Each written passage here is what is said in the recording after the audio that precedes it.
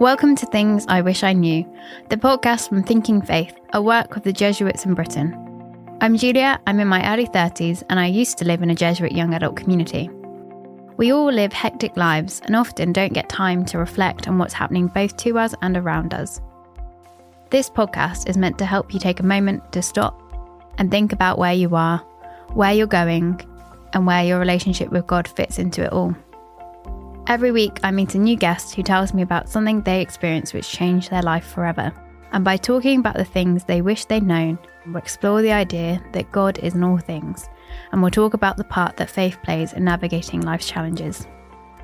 Today, I'm speaking to Susan, who works in communications and is a freelance writer. She used to study in Nottingham and lives there now. She speaks about friendship and boundaries. I really love talking to Susan because she reminds me the importance of communicating boundaries even in a friendship. So Susan, what drew you to Nottingham?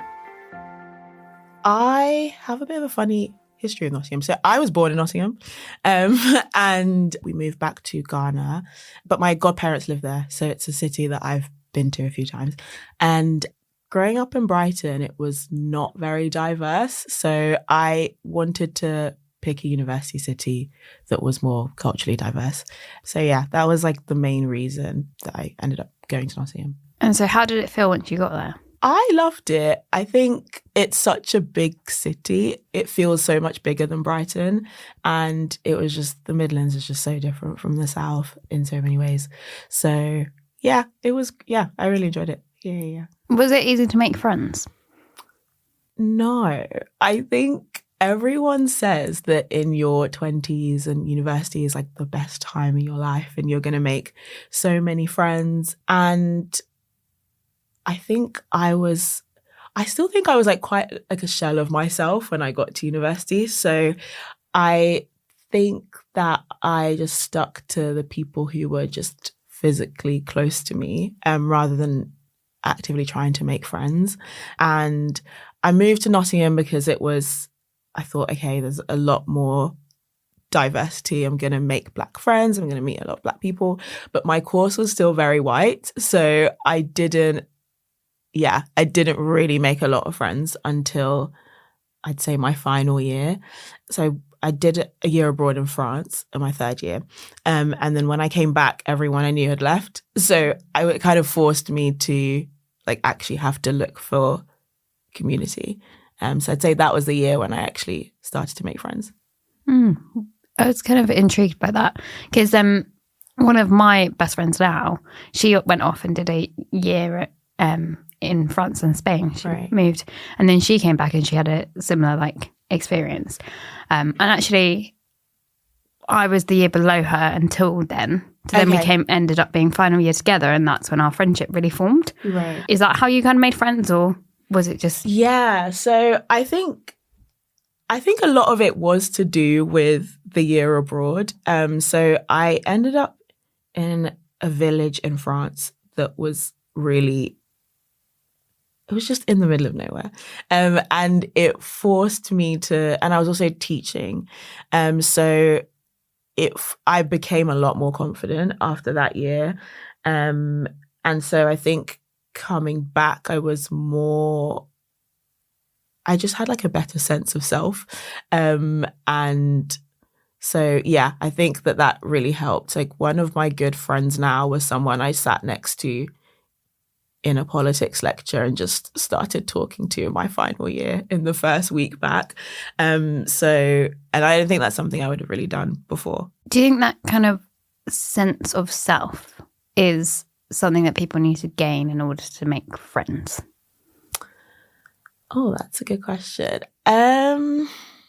Not necessarily. I think I have a better understanding of myself and I accept myself more because of my friends, to be honest.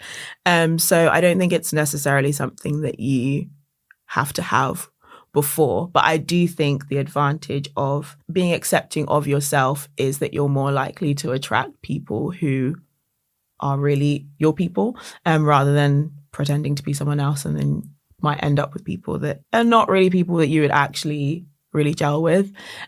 So that is really interesting because I remember when I was much younger, my mum talking to me about when you go off to school, you make friends with the people that are at school, and you might not have that much in common with them. Right. You're just in the same location because you're all going to school together. But then when you get to university, you can kind of filter down and you can find people that you have more in common with, and then they become your friends and those friendships become closer. I guess one of the things that I'm always thinking about is in this podcast is that always seems to be drawing out of people wanting to find community and that real need in humanity. Did you find your sense of community in your final year? I was starting to. So final year was still quite tough for me in terms of my mental health. So I still struggled with, I have OCD, and I think that might have been the year I was formally diagnosed and was struggling with depression. But I was starting to, and my church was a huge factor in that. So before, I'd been going to a church that was just the church that a lot of people in CU were going to. And they had like a free bus there. So I just didn't do a church search. So when I came back and I actually started looking for churches, the church that I ended up going to, which is the church I go to now, was the church where I actually started to make friends. A lot of my friends in final year were actually international students, ironically. So I think we still keep in touch, but it was harder to actually like form those connections knowing that people are going to go back home. I guess you're one of those people that's got little bits of their hearts all over the world. Yeah, I like that. Yeah.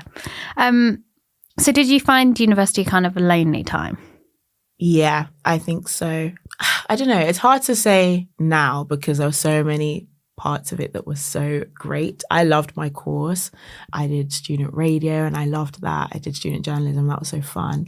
And I do still have one or two friends from that time. But I think the day-to-day of it felt lonely, and it felt like I had people that I'd see in lectures and people I'd see on Sunday, but it didn't feel like I was doing life with people. And then I think that feeling was magnified by the stuff that I was dealing with personally as well, which made it feel lonelier. So did loneliness teach you anything about friendship and faith? Yeah, so I'd say the time where I really had to grapple with loneliness was probably after university, because I think even at university with the day-to-day, you're still surrounded by people and you're still surrounded by people your age. There's still opportunities to connect with people, even if it is superficial, you still value those connections.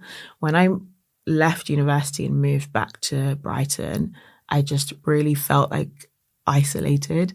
I had maybe one or two friends from back home, but I didn't realize how intense loneliness could feel. I had days where I just felt like I was going crazy because it just felt like I was talking to myself and really had no one to talk to. And that experience, I think, made my relationship with Jesus feel very real, because I think that's when I started to understand what it is to talk to Jesus all the time, because I was in my head all the time. And then in hindsight now, I'm like, I was praying, but I was just talking to Jesus all of the time about everything. And it felt like I had no one else to talk to.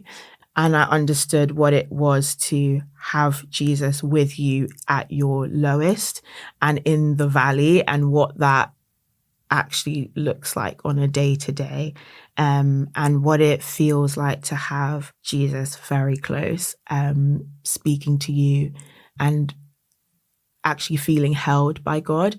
So I think that's what it taught me about my faith.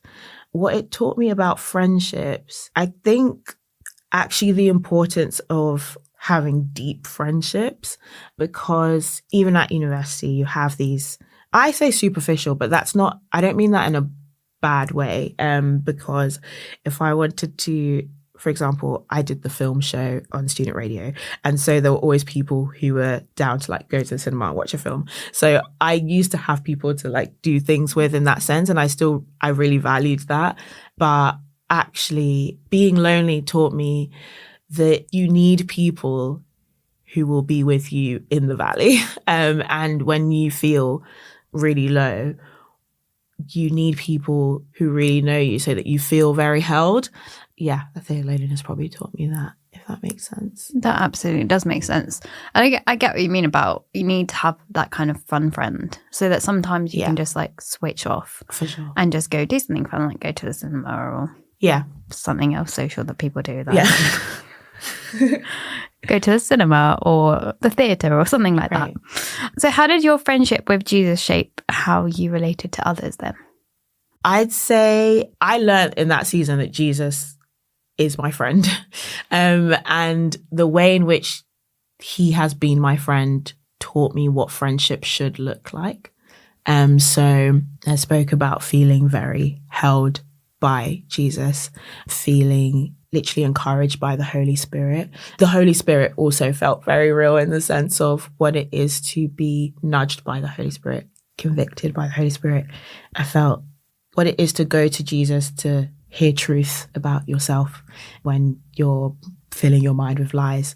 And I think now those are all things that I think a good friend should be to others. Yeah.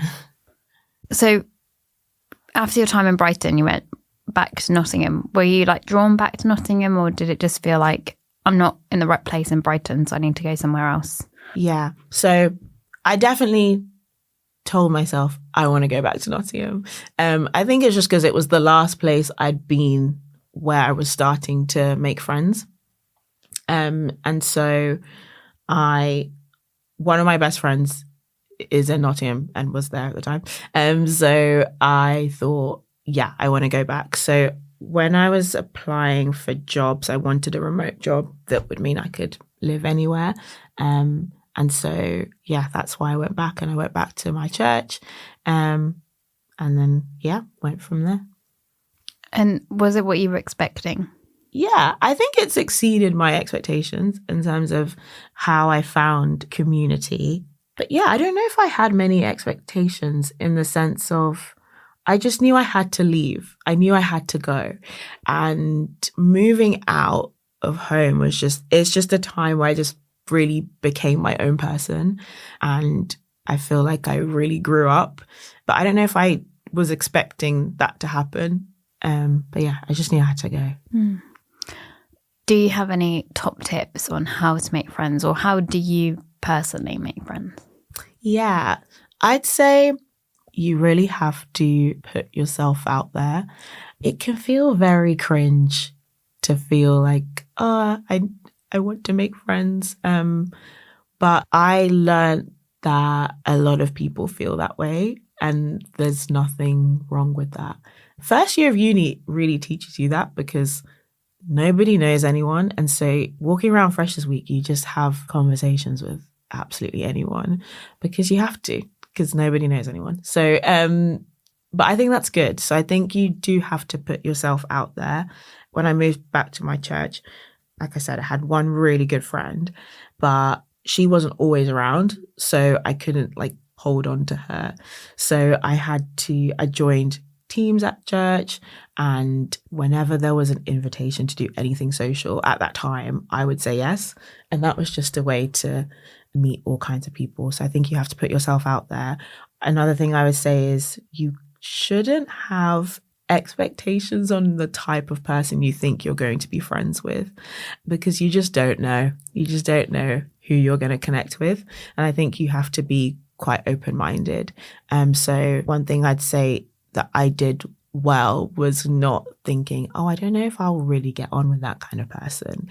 If I'd get an invite to do something or to go to the park or whatever, I'd just go and just see. And yeah, you just leave and you have some great conversations with people. And I look at my friends now, and yes, we have things in common, but we're also really different in a lot of ways. And yeah, I think that's great. So I think that's a great thing in terms of it helps you develop and grow. If you've got people around you who aren't copies of you, then exactly they have different views, different attitudes, changes who you are and challenges you. Why do you think making friends in young adulthood is hard? I think it's hard, especially if you go to university or after school, because you're not around as many people your age.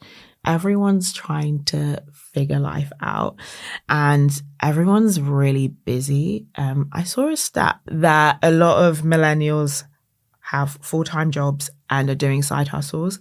We're really busy. So I think what ends up happening is, even with the friends that you do have, or the connections you might have made at school and university, you'll be meeting up with people to say have dinners or go for coffee, and you're like catching up with them, but you're not really making new memories with people. So I think you can end up in the year having multiple catch-ups with people, but not really going deep. So I think it's hard because you aren't meeting new people after university or after school.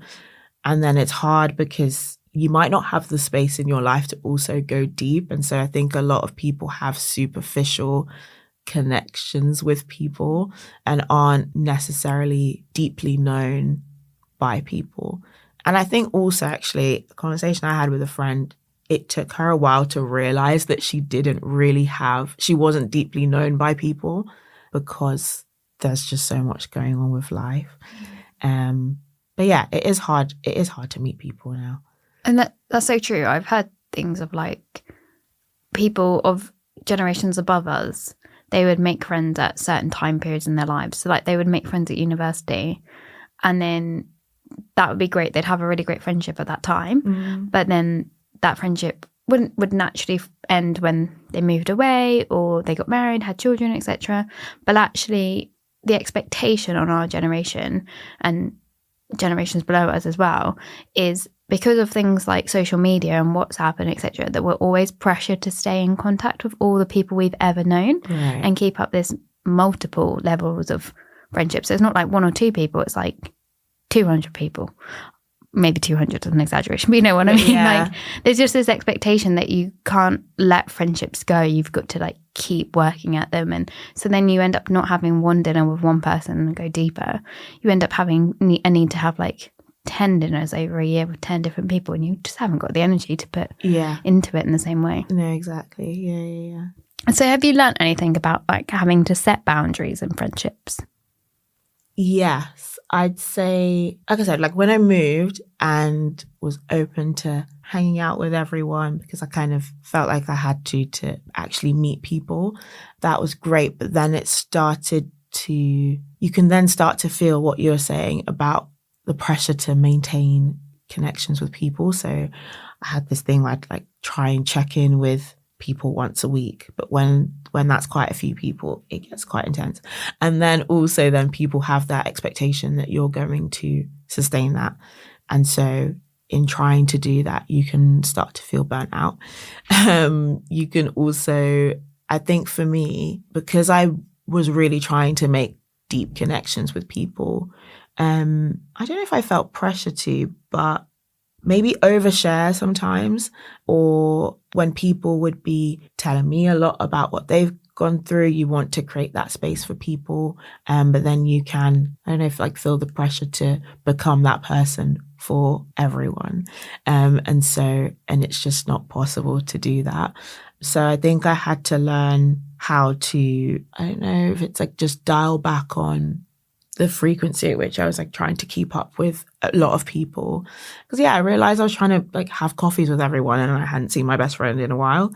So yeah, I think I had to learn, okay, who is it? Who are the people who pour into me on that level, who I also want to pour into on that level? And who are the other people who I still want to have friendship with and they're part of my community, but just understanding that I can't give a certain amount of my time, and having to communicate that is something that I had to learn how to do. Have you ever had to step away from a friendship? Yeah, I've had to step back from a friendship. I think that probably came down to maybe miscommunication on what our expectations of friendship were, because I think this was a friendship that I emotionally poured a lot into, and I thought that the other person was doing the same. Then I learned that they weren't. I think that was really hurtful, And I think that doesn't necessarily mean in all situations like that, if there is a miscommunication, that you have to step away. But I think if you communicate that and the other person's just not willing or not able to match the level of investment, then it is something that you have to step back from. I have this analogy from Lisa Turkus. I didn't come up with this. It's talking about boundaries, and she's saying that boundaries have different levels. So basically, if you have level 10 access to me, then you have access to my entire life, or as much of it as I would give to anyone who has level 10 access. But that comes with level 10 responsibility and how you deal with that. But sometimes people display level 4 responsibility, and so you have to lower the access to level 4. So it's not necessarily that they're cut off, but it's just understanding that actually, for whatever reason, that person isn't able to give you level 10 responsibility. And so you do have to just lower the access. Yeah. That makes a lot of sense. Like, I have definitely had friendships like that where I've given them the level 10 and then realised, like, actually, no, this is a level 2, 3, 4 relationship. Yeah. How do you communicate that to people? In that situation, I literally communicated it, not with the analogy, but more or less that I was hurt. And yeah, that it wasn't that I was going to cut off the friendship, but that they probably would sense a shift. And I think maybe younger Susan would have just pulled back and just not said anything. But I think, yeah, it was important for me to just literally have to say it like that. And they understood. And we're still friends now. So it's just not the same. Yeah. Yeah. And I mean, that sounds a challenge in itself. Sometimes when I've had to step away from friendships, it's been for my own mental health. Right. Because I realise if I'm not getting that effort into the friendship, it's taking a lot from me. But I think something people don't realise from it is actually stepping away from a friendship can be as hard as like a breakup. Yeah. And can hurt as much. It was really painful. Yeah, it was that was extremely painful because, like I said, it was one of my closest friends. So it was an adjustment. But I think it's like what you were saying. I learned that actually it was also painful being in that kind of dynamic. And I had to reset that because I think before I would have done it I probably would have stuck it out for the sake of just feeling like I didn't have friends. And so I had to just pour into people. But it was actually a recognition that even if you don't have people around you, there is the way that God treats us and the way that he sees and values us, I think it does help us in terms of how we value ourselves and the treatment or the relationships that we deserve and what that should look like on both sides. And actually, it's okay to step back and God does bring the right people to you. So yeah, it felt like, I think stepping back from it felt like, is this going to be a hole it really felt like, is this going to be a hole in my life that no one's going to be able to fill? But that has not turned out to be the case.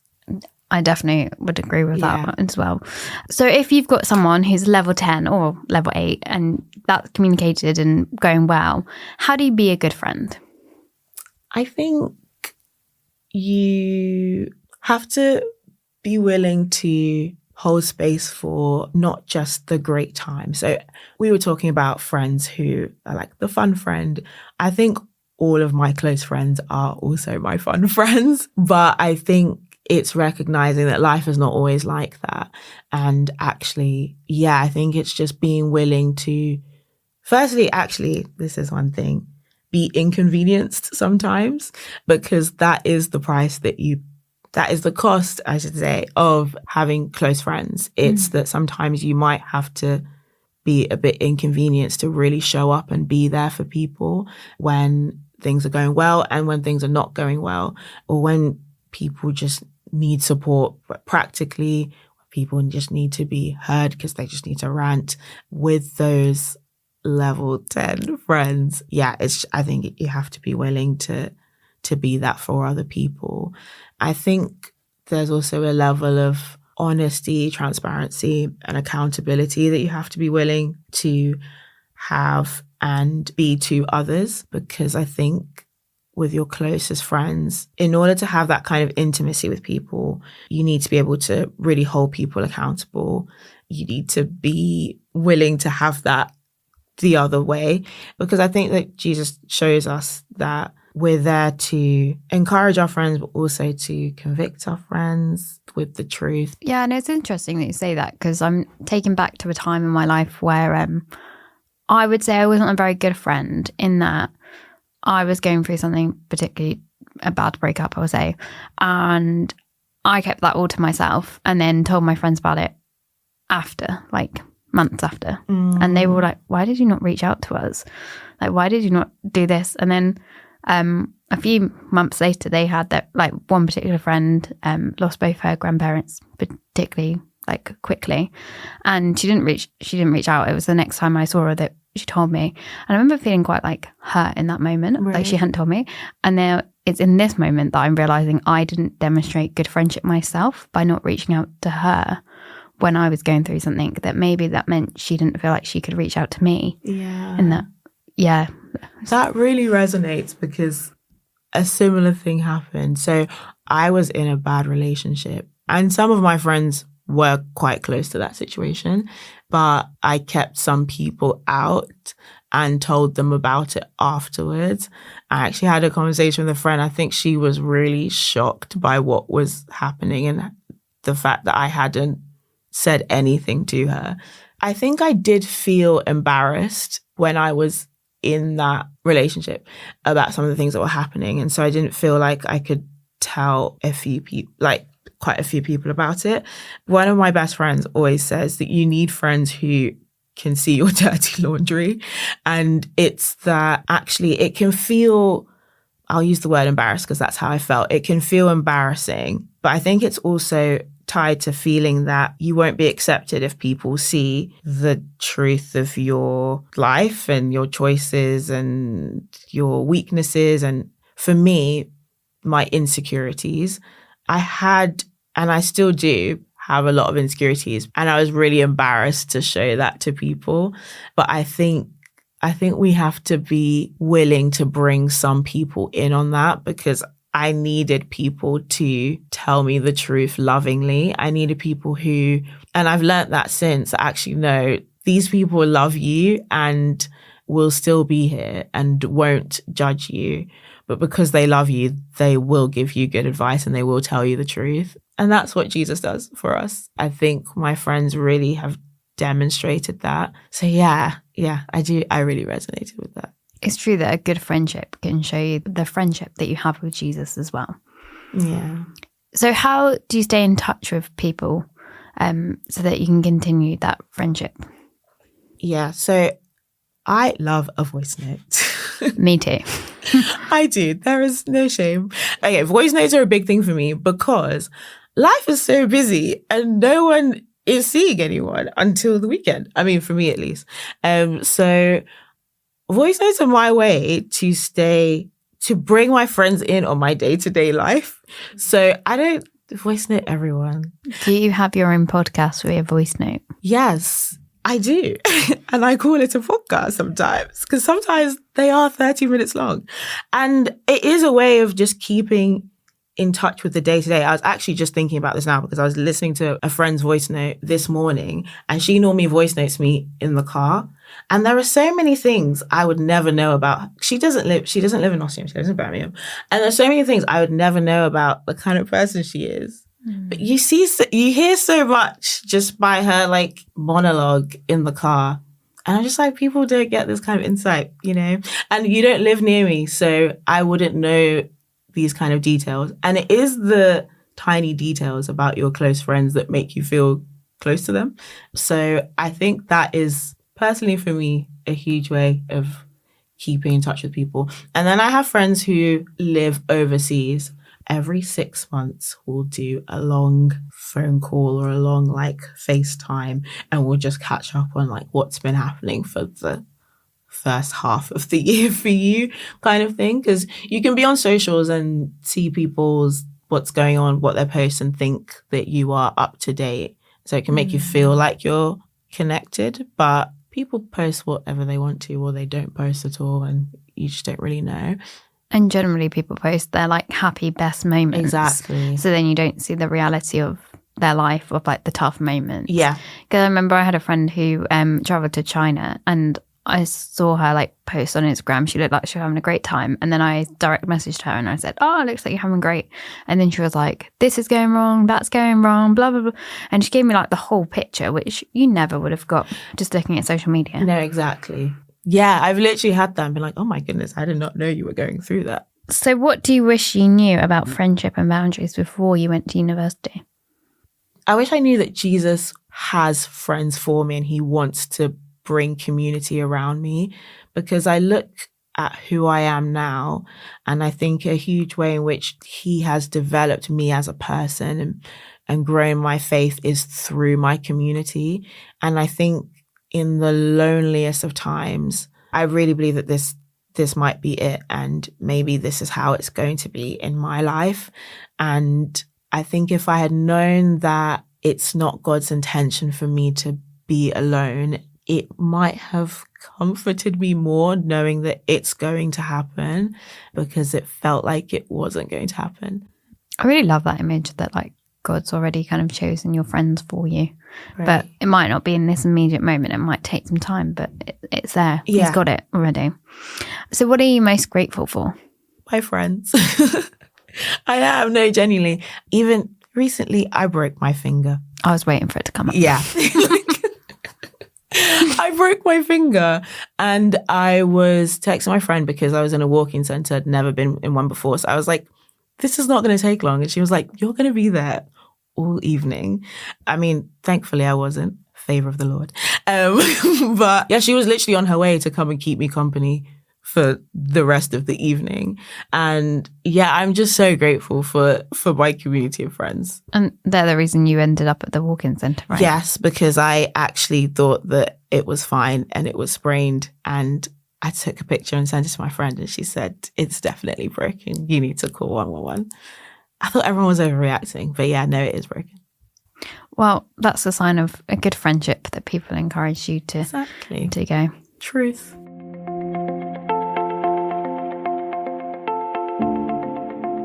Thanks for listening to Things I Wish I Knew. I know this episode is going to stay with me because the way that Susan shared about how her friendship should reflect her friendship with Jesus, and I think that's something I need to do more in my life. How about you? We'd love to hear how Susan's story resonated with you, and why not also tell us if you're facing an experience you wish you knew how to look at differently. It might just be something we can help with. You can find out more about this theme and others at thinkingfaith.org. Thank you again for listening, and I hope you'll join me next time on Things I Wish I Knew.